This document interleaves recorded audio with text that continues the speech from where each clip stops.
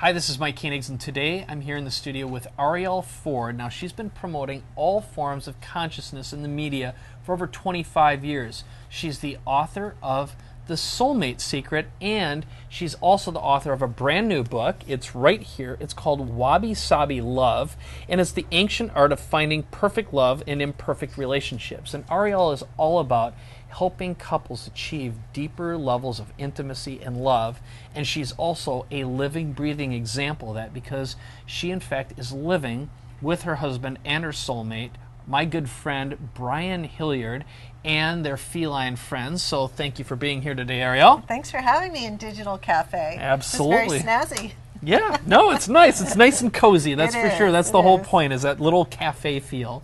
So why don't we talk a little bit about your new book and talk about, first of all, what is Wabi Sabi? I know, people say, what the heck is Wabi Sabi?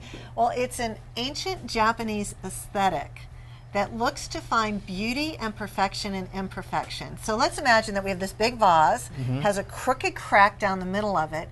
The Japanese would fill the crack with gold, then they'd put it on a pedestal and they'd shine a spotlight on the crack. So Wabi Sabi Love is about learning to love the cracks in yourself and especially the cracks in your spouse. Okay, very powerful, very powerful. Yeah. So the next question, of course, is why did you write this book? Okay, you did The Soulmate Secret, which went on, I know it's been published in 21 different languages now, so very powerful. It's given you an amazing platform to stand on, international recognition, you've got huge fans, you're speaking all over the world. You didn't have to do it again, but you did it anyway, so why did you write it? The Soulmate Secret is how to manifest the love of your life with the law of attraction. So after the success of that book, my publisher, Harper One, said, well, what's the follow-up book? And I was like, well, there is no follow-up book. Everything I know is in that book. And they said, there must be a follow-up book. And I remember that a lot of my married friends, after they saw The Soulmate Secret, said to me, but Arielle, how do I turn my mate into my soulmate? So I started thinking about that, and I realized that what really works for Brian and I is practicing what we call Wabi Sabi Love. So I proposed it to the publisher, and they loved it, and that's how the book came to be. Very nice. So one of the things that you talk about is how being a perfectionist is actually a dead end to joy and happiness, and why is that? Yes. Well, okay, so we've all been brainwashed by society to seek perfection. We seek perfection in ourselves, in our spouse, in our kids, our careers, in our homes, in our cars. And we end up frustrated, unhappy, and disappointed because perfection is not possible. I believe the word perfection needs to be changed to pure fiction. Okay?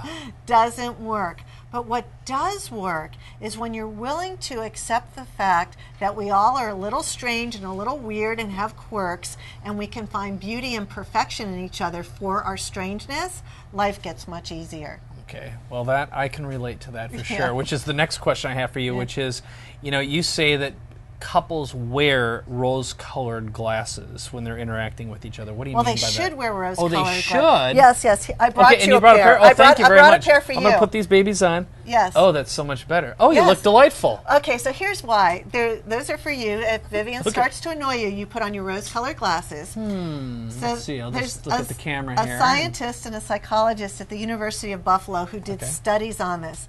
And she found that couples who wear rose-colored glasses have deeper, more satisfying relationships because they're looking for what's right, not for what's wrong.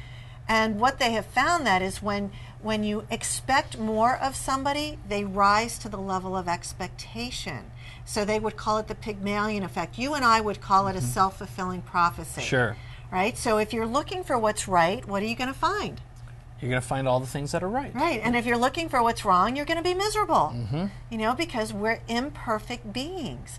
But a lot of times you're married to the perfect person for you. Got it. So what about for those, let's say other people, not you and me, of course, but if we have someone in our lives, our partner, who consistently does things that drive us absolutely bonkers and crazy, what do you say to that? Okay, I'll tell you a story. So when Brian and I first got together, he would come in the kitchen every morning and he would say to me, why do you leave your coffee cup in the sink?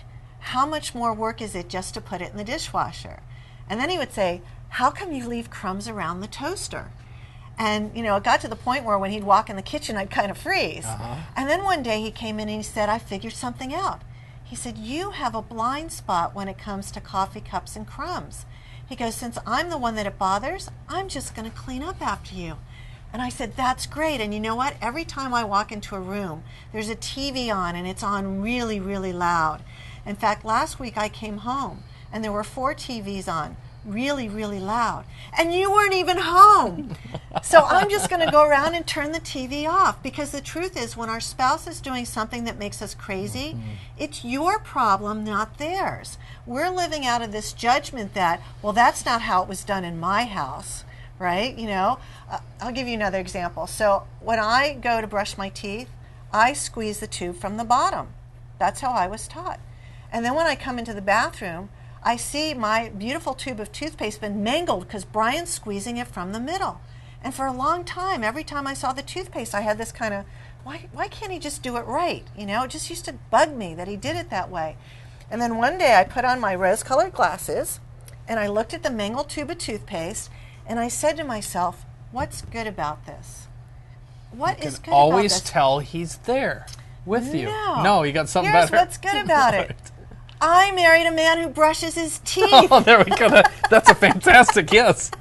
When we grow old together, he's still going to have his teeth. Yeah. And now when I see the mangled tube of toothpaste, you know I feel he's brushing his loved. teeth. I'm happy. I got a guy who brushes his teeth. I love that. Okay, well, you've got another one, which is you recommend creating code words if your partner is going down the wrong path. Right. So let's hear a couple examples of these. All right. So one day early in our marriage, I found myself like this with Brian.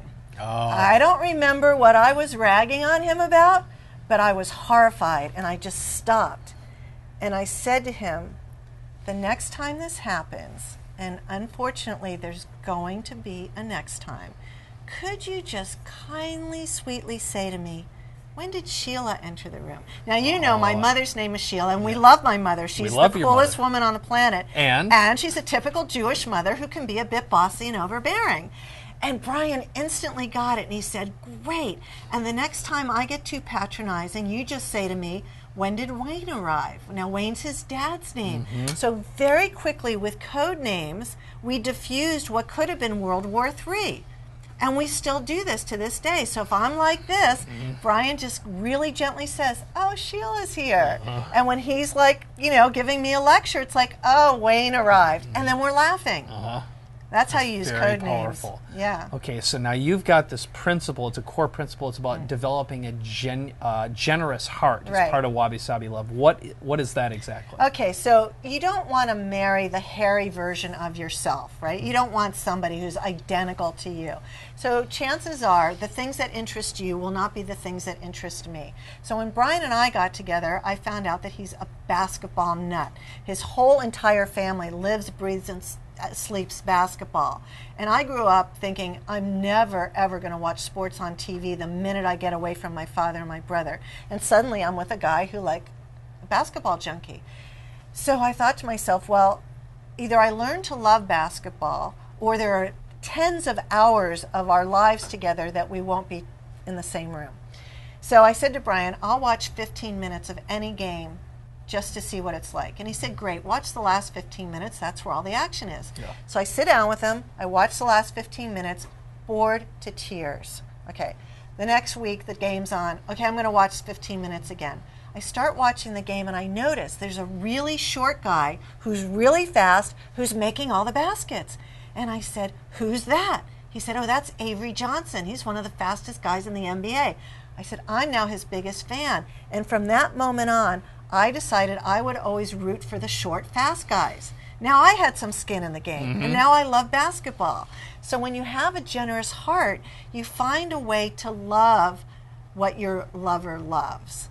You know, there's got to be something in there. So you have something to connect with, because for Brian, basketball was a lifelong passion. He was the captain of his college basketball team. He played pro ball. This is a big part of his life. Yeah. I want to be a part of it. Very powerful. So what would you say to someone who's on the brink of, say, divorce, or their relationship is about to fall apart? Will Wabi Sabi still work for them? The only place Wabi Sabi doesn't work is if there's bad behavior, abuse, or addiction. Okay. So if any of that is in your relationship, run, don't walk to therapy. You can't Wabi Sabi your way out of that. For anything else, if the love was once there, it's still there. And it's about rebuilding trust. And if you are on the verge of divorce, I'm a very, very big fan of therapy.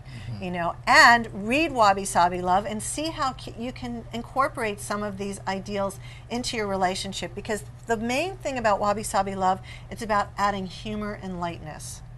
You know, how to make it more fun. That's great. Okay. So now, one of the things that you believe that happiness in a relationship is our own personal responsibility. How do you explain that? How does that work? It's a little counterintuitive. So politics aside, I'm going to tell you a story about Barack and Michelle Obama. Okay. So they just celebrated their 20th anniversary, but 10 years ago their marriage was on the rocks. Barack had told his grandmother, I don't think we're going to make it. She's nagging me all the time. We're miserable together. Michelle told her mother, I don't think this is going to last. Michelle was the major breadwinner. They were drowning in debt from their Ivy League law school careers. They had 2 young girls at home, and he was traveling all the time as a legislator. So one morning, Michelle wakes up at 5 in the morning, and all she can think about is she hasn't been to the gym in months. She wants to go work out. But then she's thinking, oh, the girls are going to get up. They're going to need breakfast. She rolls over. Barack is snoring, and she says to herself, he was the head of the Harvard Law Review. He'll figure out how to feed them. She quietly gets out of bed, goes to the gym, gets on the Stairmaster, and has a Wabi Sabi epiphany. She realizes that even though she's been feeling unhappy, fat, unheard, and unseen, she's been waiting for Barack to make her happy. And in that moment, she saw that it was up to her to make herself happy. She goes home, goes to the kitchen, the girls and Barack are eating their cereal, and she says, there are new rules in the Obama household. Rule number 1, I'm taking my mom up on her offer to help me out with the girls to do the grocery shopping and some of the driving. Rule number 2, Barack, every night you're in Chicago, we're having dinner together as a family at 6:30. Rule number 3, Sundays are family days, no matter what. And finally, rule number 4, every week we're having a date night. And now, 10 years later, we know they're soulmates, they're happily together, Mama Bear lives with them, Grandma's there, and Michelle learned that taking personal responsibility for your own happiness was her Wabi Sabi fix. That's really good. So what would you say to someone who's super annoyed with their partner or their spouse right now, and they need a Wabi Sabi solution? What would you tell them? Couple of things. First of all, your spouse did not wake up this morning saying, how can I drive Mike crazy today? Okay? Nobody's waking up looking to drive you crazy. All of us all want to be loved for exactly who we are, warts and all. So that's the first thing to realize. They're not trying to make you crazy. Secondly, if you are in that really, highly annoyed state, go to my website, wabisabilove.com. You can download a feelingization where I'll take you from annoyed to enjoyed. I'll show you how to do it. So that's the fastest way to do it. Fantastic. So the next step is obviously to go pick up the new book, okay, which is available, I assume, on Amazon and from major booksellers and B. Dalton, et cetera, et cetera. Yeah. Or if this is on a web page, you could click a button and order it. Yeah. Now, do you have any giveaways or gifts if someone orders the book as well? Yes, actually. What are they going to get? I'm giving away the gifts whether or not you buy the book, because I am so committed to people understanding that this is a fun, fast, easy fix to your relationship that go get the gifts anyway. Go to wabisabilove.com. I've got a series of 5 videos. They're only 2 minutes each that'll show you how to do this. I've got a free ebook called The Everything Book, which is a book where both of you fill in all the blanks so you know everything you need to know about each other. And you don't have to put it all in your memory. So what's it going to take? Like, what's the one thing that's really going to turn you on fastest? It's all in that book. Nice. And then there's some other surprise bonuses in there. So we got a lot of goodies, whether you get it or not. Right. So the next step is really easy, which is just click on the button, get Wabi Sabi Love, and start increasing and improving the quality of your life, and add a little Wabi Sabi in your life. And have fun doing it. Absolutely. Well, thanks, Arielle. You're thank you. absolutely fantastic. Mwah. All right. Thank you. So we'll see you soon. This is Arielle Ford, and this is Wabi Sabi Love. So pick up a copy for yourself and your partner. Oh, thank you.